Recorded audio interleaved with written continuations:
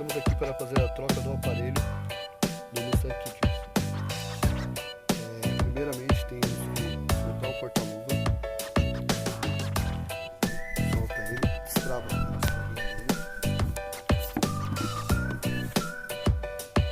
Vou destravar e já volto. Só destravar as laterais, depois remover o porta-luva, a tampa do porta-luva. Estou tirando a tampa do porta-luva. Agora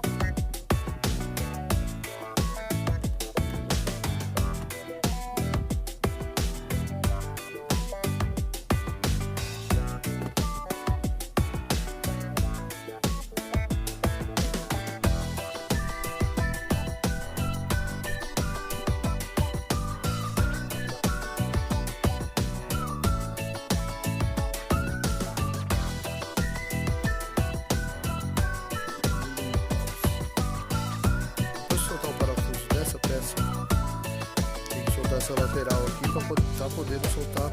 Então, como eu disse, tem que soltar essa capa aqui, como eu estava falando, soltar essa capa, vou soltar essa aqui, eu já destravei aqui para vocês verem. E é só remover que aí tem os 4 parafusos que seguram o rádio. Então, como eu havia dito, soltou aqui, agora vamos soltar aqui, que eu já destravei, só para vocês verem, tem que destravar com cuidado, é claro. Aí depois já vem os 4 parafusos do rádio, como eu havia dito, 1, 2, 3, 4, aí já está finalizado para remover. E depois é só montar tudo. Se gostaram do vídeo, deixa um like. Tamo junto.